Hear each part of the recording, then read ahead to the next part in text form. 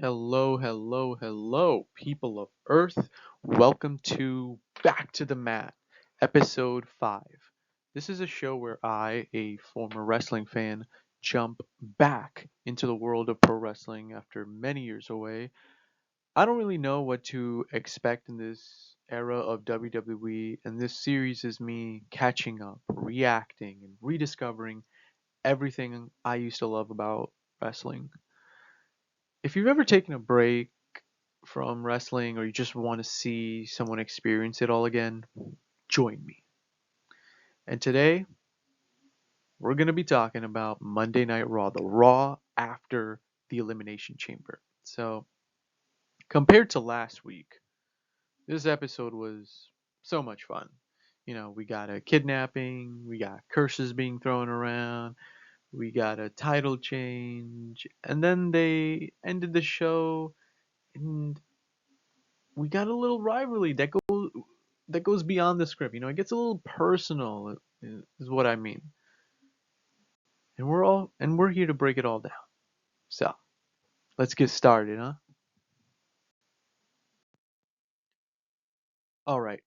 As always, let's start with answering the comment section. Last week at JadenB26 gave his thoughts on the Elimination Chamber, and I'm so glad he did because he reminded me of something I totally forgot to mention during the Elimination Chamber review, recap, whatever you want to call it, the LA Knight botch.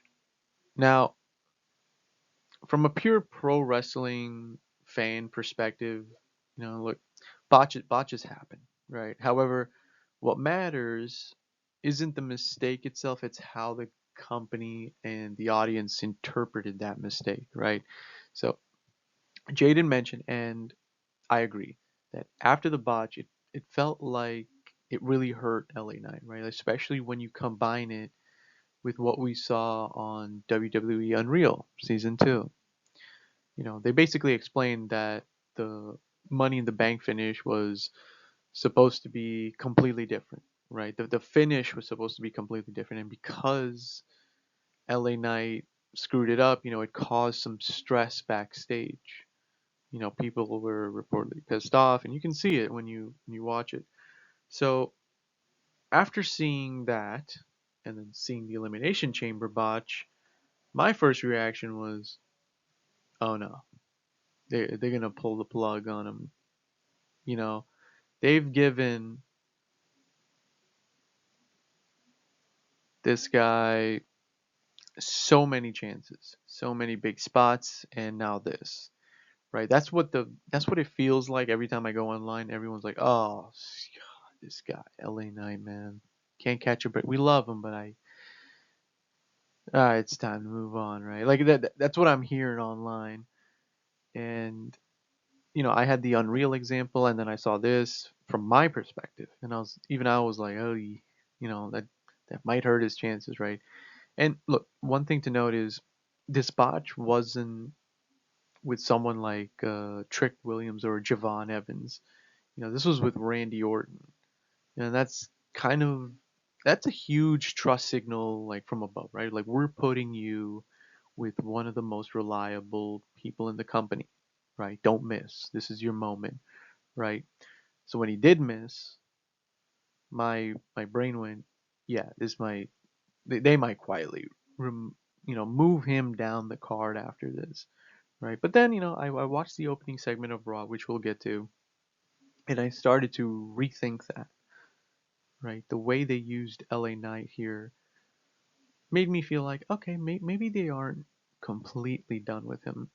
Maybe they're still trying to figure out where he fits, how to use him, and how to rehab him in the eyes of the fans. Management might still be pissed, but the fans, right? Because they still cheer LA Knight. They still say, yeah, I know that's his thing, but there's something there, and maybe there's just small disconnects here and there. So Jaden mentioned that, and I just wanted to bring it up. Like he was mentioning, the LA Knight, and damn it, I totally forgot. So thank you for, uh, you know, Thank you for the comment. I really do appreciate it. He also mentioned that he hopes that he also mentioned that he hopes that we get a fatal four way as well, right? The Jacob Fatu, Drew McIntyre, Cody Rhodes, and Randy Orton. Um, and honestly, I'd love to see that too. A fatal four way with those names hits a lot of the emotional buttons in terms of legacy, revenge, opportunity, all in one, right? We'll see what happens after this week's episode of SmackDown, where Cody's gonna fight Drew for the title. So we'll see. We'll see. Let's see what happens, right? But also I have a sense that they might want to isolate certain rivalries, right? As much as I would love the Fatal Four Way, they might just do Cody versus Orton as its own story, Drew versus Jacob Fatu as its own. Personally, I hope they kind of weave them all together into one big match. Give everyone their big spots, their big moments. At WrestleMania together. And let the audience emotionally invest in four different arcs at the same time, right? Maybe Cody retains and turns heel. You know, WrestleMania needs to end with something big, something to look forward to on the Raw, right? Maybe Drew gets it back at WrestleMania if he loses on Friday.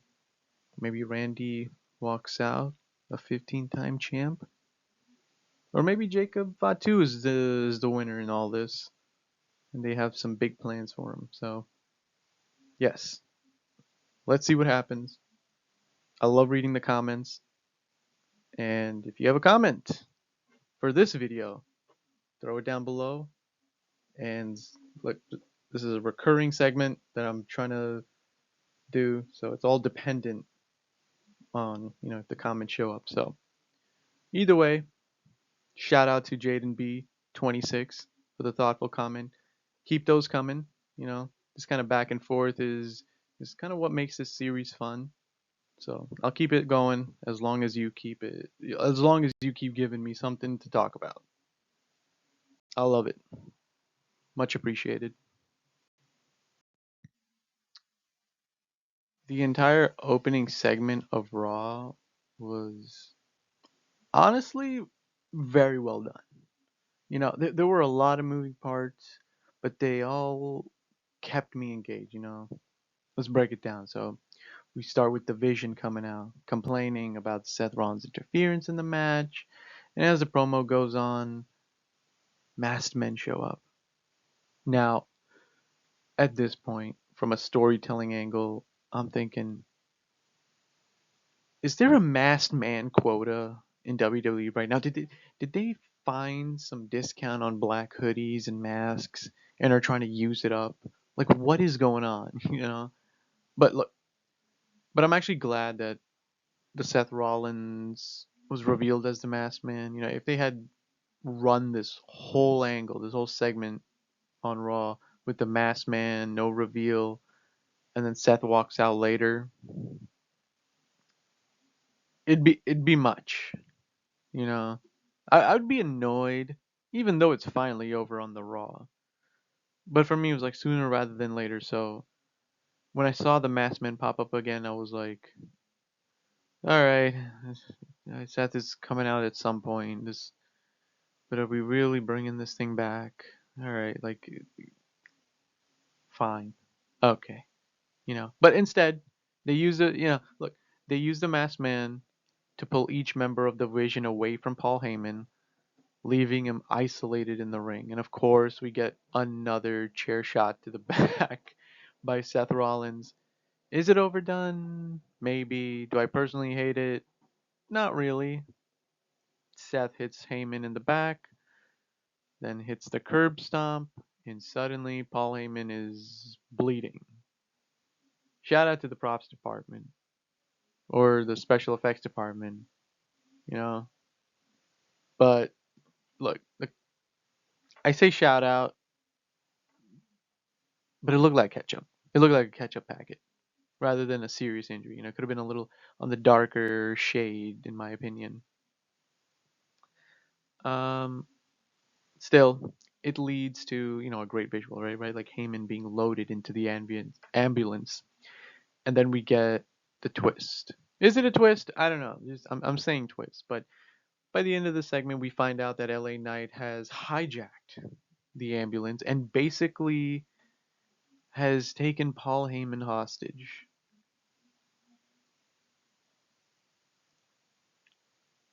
I would say that I, I don't know what to truly make of it, but this might be the rehab for LA Knight after what happened at the Elimination Chamber, the botch, right?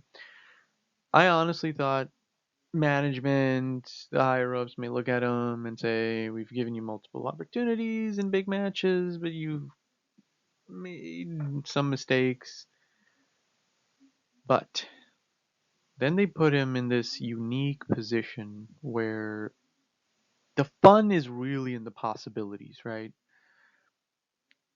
I feel like they're trying to squeeze him and put him in a place where he fits. And I say the fun is in the possibilities because is he gonna like interrogate Heyman about, hey, who attacked Jey Uso? Is he gonna be part of that now?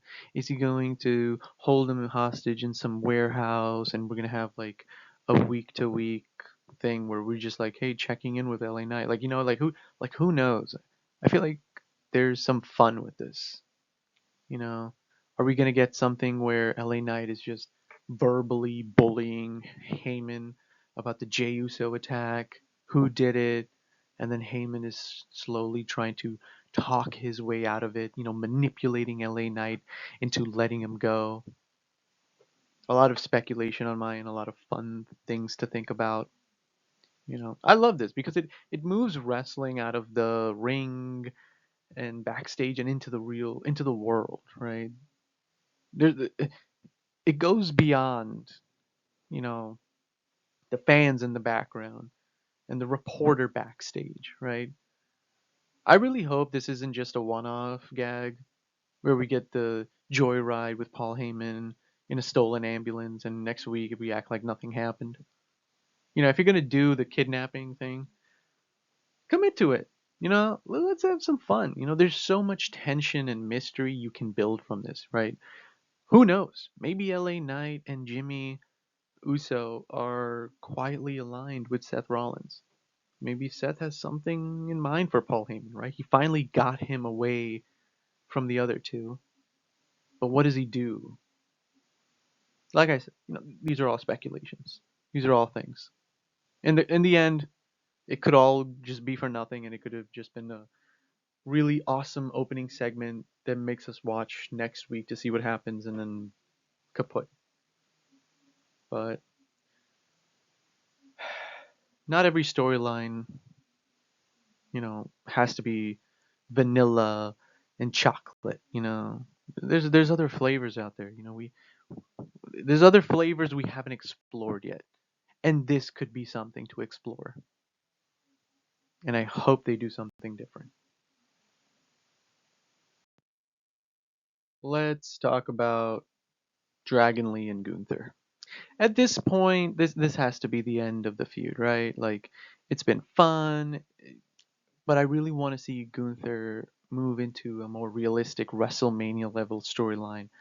After tonight, I feel like we're in that WrestleMania zone where we're like, all right, we're everything we're gonna be setting up, and from a narrative standpoint, having Gunther unmask Dragon Lee almost guarantees this.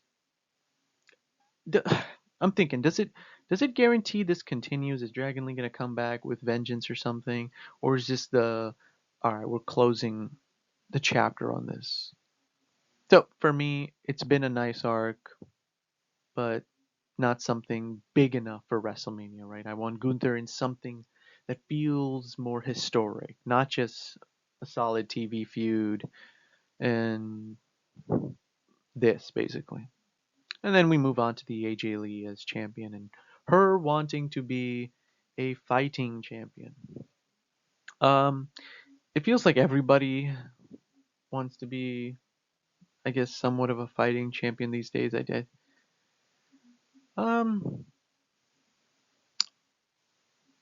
okay, all right, I'll bite. Let's see where this goes. But look, maybe I missed a line or something. Maybe I didn't catch it, but okay. So she said, the next time I step in this ring, I want to defend the title. Cool. It's a strong character statement. From a decision making standpoint, it kind of signals, I'm not ducking. I'm willing to take on anyone, anywhere, at any time. Very classic baby trait stuff. But what about like Becky Lynn? Maybe she comes in next week and just interrupts the whole thing and kind of, they just continue there. But then we had the Lyra and Bailey segment, um, which kind of like tells us like we're moving on from Becky. But I'm like, wait, no, because why are we introducing these other characters? And then Io Sky kind of walks out, and then they're kind of like hinting, hey, this is where we're going. And I'm like, are we going there, or maybe Becky comes later? Anyway, I'm gonna be honest. This felt a little cringy from Lyra and Bailey. This conversation didn't really sound like two actual friends, like how two actual friends would talk. Like if you're Lyra, right? And I have some background information on this, not like internally, just like because I'm coming back from watching all these years, I do know some stuff. Um, if you're Lyra, right, and there's a title in the picture, you want a shot too. I get the idea of supporting your friend, offering encouragement, blah blah blah. But at some point, if you know that if Becky gets the title, and Becky said something along, and I'm paraphrasing, something along the lines of, "If I'm champion, you're not getting a shot. You will never fight for this." Your chances plummet if she becomes champion, right? You have to think about your own opportunity at this point. It's weird because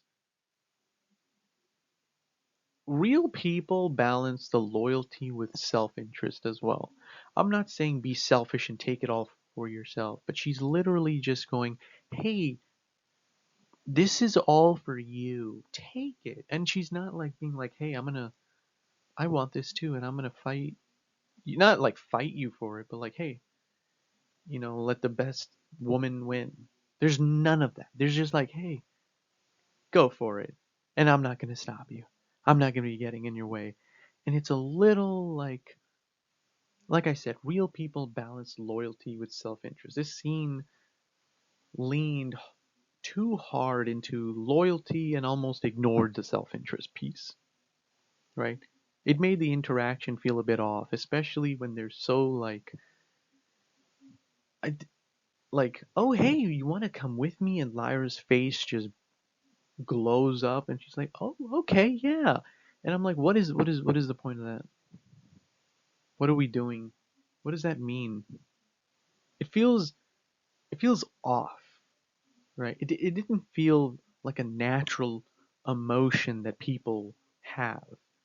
People are supportive, but in this instance, it's like, look at what's happened with Lyra. You'd think she'd be like, "Look, Bailey,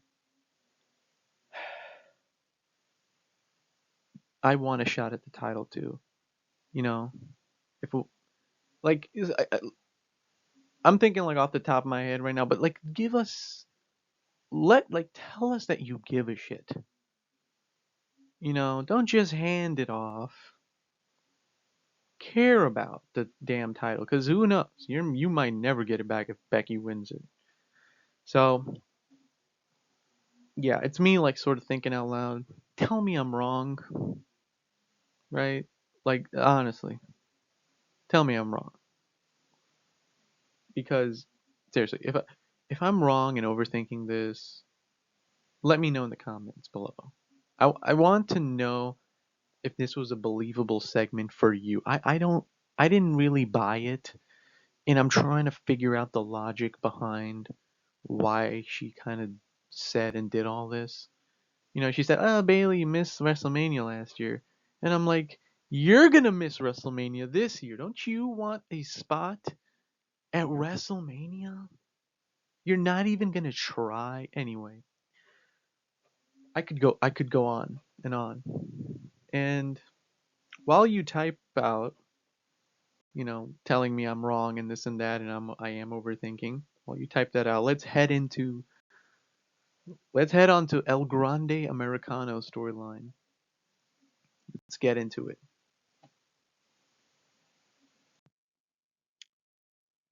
I'm loving this gimmick. I debated whether I should talk about the actual match, but honestly, I'd rather focus on El Grande Americano's gimmick, the persona, and what this is all about. Um, this may have been talked about from other people. I honestly don't know.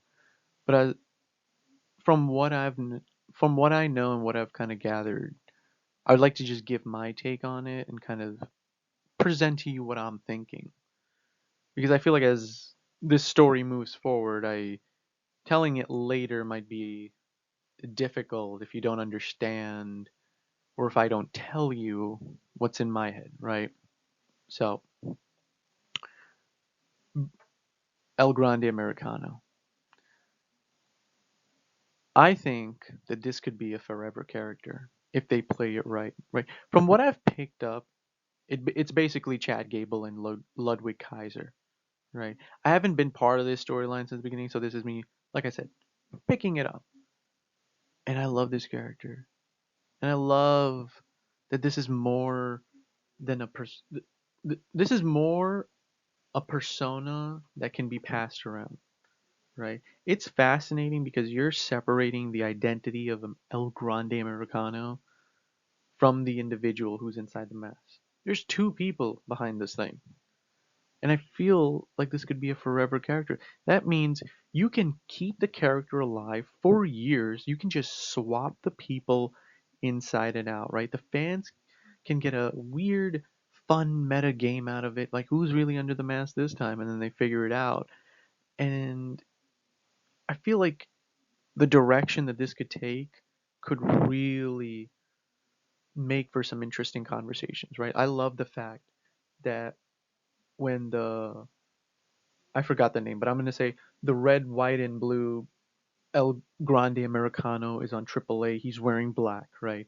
And then when the Spanish speaking El Grande Americano is on Raw, he's wearing black, right? It's basically going back to the cowboys with, what their hat color is, right? Like if you're a cowboy with a white hat, you're the hero, you're the good guy.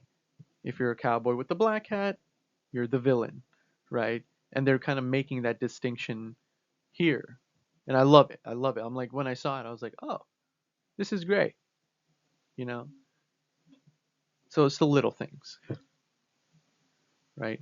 And you can go as far as expanding the universe of this character, right? Like adding different countries and different languages. Now you might have to change the name, or maybe not. Maybe you could just leave it at leave it alone and kind of just have fun with it, or just be like, look, this is not a character to be taken seriously, but this is pro wrestling, so we're just gonna serve it to you, and if you like it, you like it, and you don't, whatever. But I really do think that this character could go beyond, right? But you cannot. This is the thing.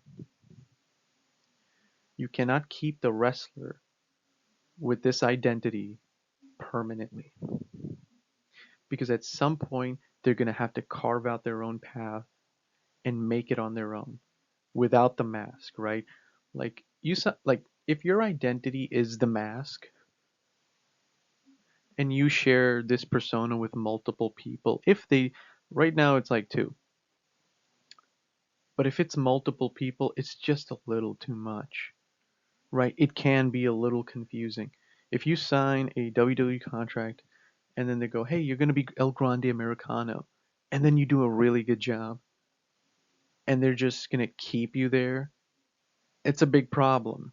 Especially like, and I'll say the especially part a little later, but I think this is a good exercise for a lot of wrestlers to, you know, play around with different aspects of the character. The character doesn't always have to be the same version, The mask could just be the same, the name could just be the same, but you could really mix around and like have like a serious El Grande Americano who takes everything personally, and then have like a comedic one. And so it gives like new talent a way to play around and experiment. And then once they kind of get into the flow of things with whatever promos, this and that, then they can, you know, take off the mask. Not like that, take off the mask, but, be themselves in whatever character they decide to be. Right. And here's a little fun thing I'd just like to do. Here's my, like, one of the ideas that I have for replacing the character. And I'll use Chad Gable in this example. Right. So here's how I would book the transition of Chad finally relieving himself of this character, right? I don't know, you have Chad Gable in the back. He's digging through a duffel bag. Someone walks in. He says, "Hey, man, what are you looking for?" And Chad's like, my shoe." You know, they look at the bag and they go, "Really? Then why do you have an El Grande Americano branded duffel bag?" And Chad, he shrugs. He's like, "Oh, I got it at www.shop.com. Promo code Grande, 10% off." You get a laugh. You break the tension. You kind of get you can hand off the gimmick to someone else, right? So then someone else finds the mask, and the character keeps going on, right? I put the W shop thing in there just because I feel like it's a fun little thing to just add, right? 10% off El Grande or Grande. So the wrestler can move on. The persona will just be handed off to someone else. That's one of the ideas that I have for like getting rid of it, right? That's WWE telling us, okay, Chad's moving up, but who's the next one, right? Because the thing is, it can't be permanent because you can't induct El Grande Americano into the Hall of Fame when there's like multiple of them, right? Unless you really lean into it and you do something like absurd, like a multi-person induction, which honestly I would also watch. But for the sake of the person behind the mask and their like legacy and everything like that, and I'm going way too deep into this. Just I feel like temporary, move on, next person. But this could be a forever character. This could be fun. This is my stupid little idea. So, with that being said, let's move on to the Danhausen curse. Oh my goodness. Love it. His name is Danhausen. It's refreshing to see something new. And I've said this before, and before we get into the pent up part, let's appreciate what happened with Danhausen because I think people are coming around. I feel like this segment kind of did a lot for him, and let's break it down because I've got quite a bit to say, and I'm excited. I'm really excited for how this is all going to play out. So he shows up with Adam Pearson. He presents him a list of demands, aka demand housings. Oh my god, I love it already. He wants a blimp, a Hall of Fame induction this year, a personal camera boy, a picture with Triple H, the pointing one, right? His face plastered on all the production trucks. This is great comedy. This his demands are big, but not as big as so far as they sound unreasonable, right? The Hall of Fame ain't happening. That's obvious. That's a little out there. That's not gonna happen. No way. How could it? Don't. But still, these are these are very plausible in wrestling logic. The other ones, right? So and we'll talk about it. We'll get to it. But then the Judgment Day walks in, and Adam Pierce basically pawns off Danhausen on them after the toilet paper situation. The classic. This is your problem now. Hey guys, meet Danhausen. Okay, you talk to him, right? And Danhausen and Dominic Mysterio, they kind of have a back and forth, and it ends up with Danhausen putting a curse on Dom, and he disappears like Batman. Not my words, there's JD, right? Great, and I love it. Now, from a character standpoint, curses, the spooky stuff, whatever supernatural things about to happen, they all really tap into the cause and effect. Even when the cause is like ridiculous. If that makes sense, I feel like I may have confused some people, maybe myself. I don't know. But what I'm trying to say is, if something bad happens to Dom later, right, and we know, you know, it's coming, we subconsciously, connect that to the curse. And honestly, right now, the number one reason I'm excited to tune into Raw next week is to see where they go with this Danhausen character. This is something, like I said, this is something new, something fun, and it's already had progression already built into it, right?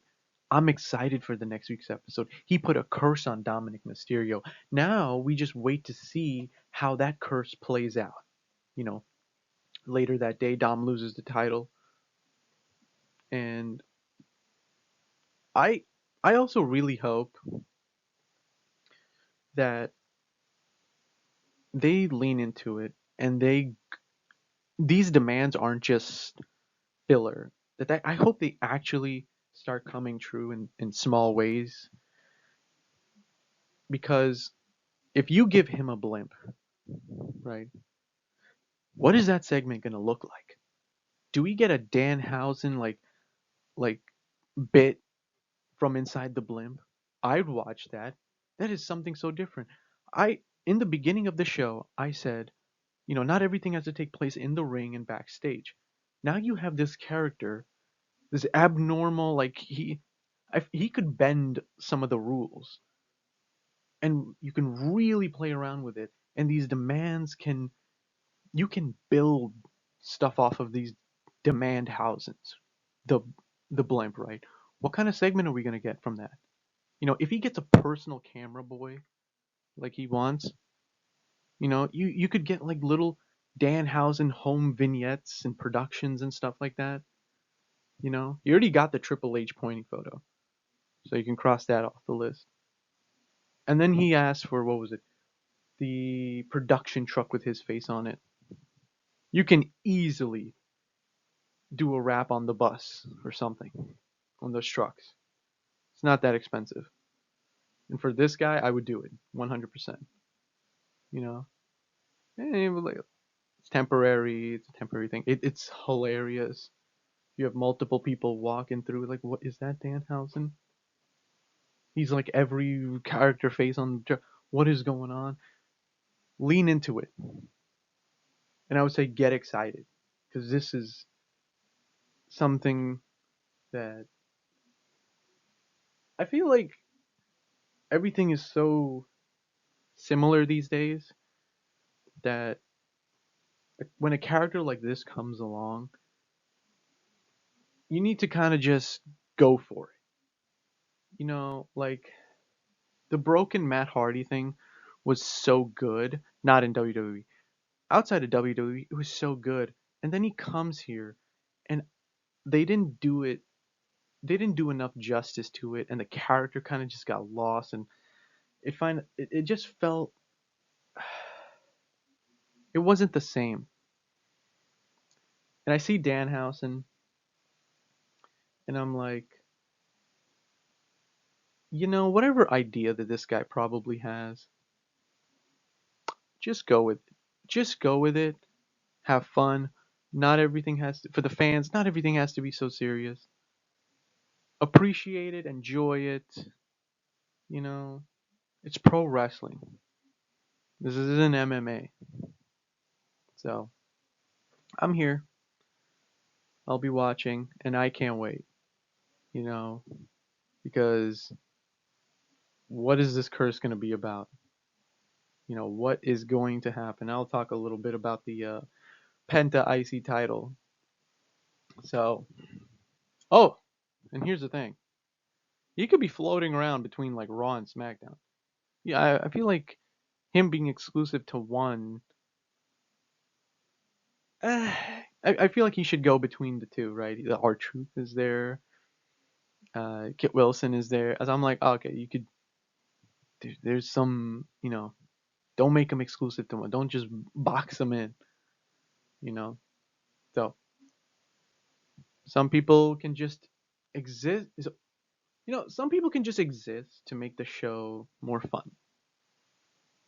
I feel like Danhausen is one of them. Just he exists to make things fun, exciting, different. Let's see how it goes. Maybe I'm overdoing it, but you know, let's talk about Penta.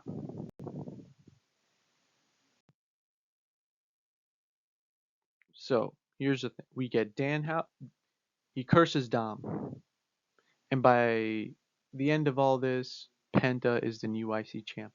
Now the thing is, I don't want this to be. I don't want this to take away from Penta's win to become the Intercontinental Champion, right? Because I need the curse to be something greater, right? Like the curse has to have something else. Because if Penta won simply because of this curse, it kind of takes away from the win, right? It doesn't make the win look legitimate. And so I'm hoping that the curse is something greater than, this. This can't be it. Right? Something mythical or weird has to happen. This could be a piece of it. This could be like a snowball effect. But for Penta, I don't want this to take away from the win. I want him to feel like or us to feel like he legitimately won. So whatever the thing is, I hope it's evident, essentially, right? And I thought the way they did it was pretty clever. Dom is looking for help. JD, he goes to get the hammer, and the whole Finn's like, no, he has to figure this. He has to do it himself, right? And then in the end, it cost him the win. So the seeds are sort of being planted for Dom and Finn Balor at WrestleMania. Right, the rift is coming. Right, the rift is coming. They're getting pulled away little by little, and I like this new side of Finn Balor. I like this new side. I'm excited to see where this goes. So meanwhile, Penta's the new IC champion. It's just as exciting. You know, he brings a completely different energy to the title. Let's see how let's see how this run feels. And with that being said, let's get into the last point of the show: Roman Reigns and CM Punk. All right, let's talk about this. Uh, I I know that this might not be what a lot of people want to hear, but I actually don't have a ton to say about this promo yet. I feel that I can already hear it. Like I feel like people online are just like erupting and making this the center point of the whole thing. And I don't blame them. I'm not saying they're wrong. I'm not saying they're incorrect. All I'm saying is, from my perspective, coming back, right?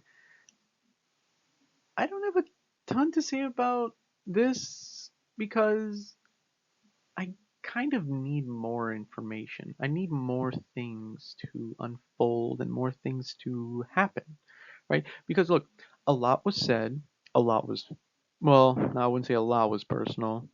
One, the ending from CM Punk, the last line, that was personal. You had Roman Reigns called CM Punk Phil the whole time. you got that last line, I'm gonna bury you next to your next to your dead father. And I was like, whoa, like it's quite extreme there, you know. So here's why, I'm really holding back from doing a full line by line like breakdown of this promo and how I feel about the whole thing. It feels like two baby faces are just going at each other. And I don't know, Roman says he hates Punk. Punk has just been like, "You hate me," and then he just it's like he doesn't hate Roman, but then he drops that line at the end, and I'm like, that's you kind of went a little beyond, right? Like Roman says he hates you, but then you say that you're going to bury him next to his dead father. It just came out of left field for me, like I sincerely was thinking like go through it line by line, go through the interaction between the two, but I want to see what Roman comes back with. I want to see what happens next before I really start getting fully into it. You know, like how does this affect the Usos as well, right? I think what was it? Roman was saying something like, "Oh, I see you hanging out with Jimmy and Jay." Like after that line, like what's gonna happen now? How are they gonna feel? What's Roman gonna say? He's gonna mention look. He's gonna mention Larry. He's gonna mention the dog. That's coming after this line. It's gonna be brought up, right? It does feel like each guy wants to have like their last word as well. Like he's like, what was it? God damn it! I think he said like, don't you walk away from me or something like that. Or like, oh, you're gonna retire me. Like like it just feels like oh, I have to get the last word in. And then at the end, that line just shocked Roman so bad that it was like he was in awe. He just couldn't believe it. Just like his world exploded. That someone could even say that to him, right? And so the problem I'm sort of having right now is why would he say that when nothing was provoked? Right? Nothing provoked that line to come out, saying I'm going to I honestly myself I don't like saying the line like I'm going to bury you next to your dead father. It's pretty heavy. And like I said, Roman didn't really hint to us that this line from CM Punk was like you're like, oh, you're getting there. Oh, and then he brings up the the last line. Like it was nothing. It was just like I just don't like you. I just hate you. You didn't want me in the Shield. That wasn't your first choice. I think it was a Chris Hero was the choice, and so they kind of just pitter pattering back and forth. The line drops, and we'll wait and see. What happens in the next episode. So this should be fun. On the road to WrestleMania. Larry's definitely going to be brought up. Can't wait to see how he presents that to us. It's getting super personal.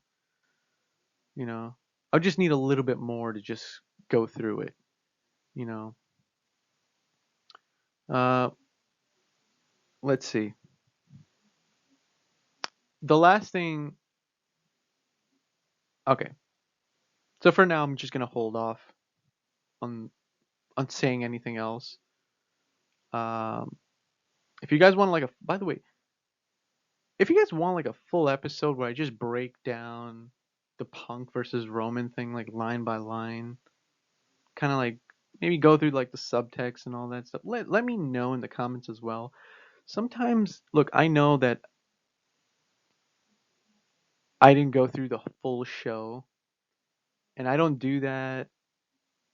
I didn't do that today simply because not much has happened, right? The whole Rusev and Obafemi thing. I'm like, all right, I feel like that's new. So I didn't really want to just dig into it and sort of waste your time talking about something that really hasn't progressed yet. And so I'm kind of just holding on. Even the Austin Theory versus Jimmy Uso, like, okay, like, it was a match. Jay's back. But if you want me to do like a solo, like, break down this scene like a clip almost, let me know for this Punk and Roman or any other future ones. I can just isolate it and talk about that as well as do this show as well. I'm not going to just, ignore, you know, uh, the full shows. But if you want me to like separately isolate it, let me know in the comments below. Tell me if this whole thing I did sucked as well. That really helps. I don't know. Just, yeah. Feedback is always feedback is always good to hear, both negative and positive. So let me have it. But right now, yeah, let's not overanalyze this here. Not today. All right, let's get to what's next. Hmm? All right, it's time to close the show. And at the end of the night, I'm gonna regurgitate. I'm gonna say it again. I want to hear from you. What do you? By the way, what do you guys think is gonna happen this Friday on SmackDown? Do you think Cody Rhodes becomes the new champ, or do you think Drew McIntyre continues his reign? Do you think Jacob Fatu? I have a feeling Jacob Fatu is gonna interrupt. He's gonna crash the party somehow. Something's gonna happen. I can't wait. I can't wait to hear. Drop your theories in the comments. And I might shout it out in the next episode. You know, so be sure to subscribe and turn on the notifications so you know when I drop the next episode. And don't forget to share. Apparently, that helps with the algorithm. So that would really, I would really appreciate that. That would really go a long way. So, yes, like, comment, turn on notifications, share. Share it with someone who also likes wrestling.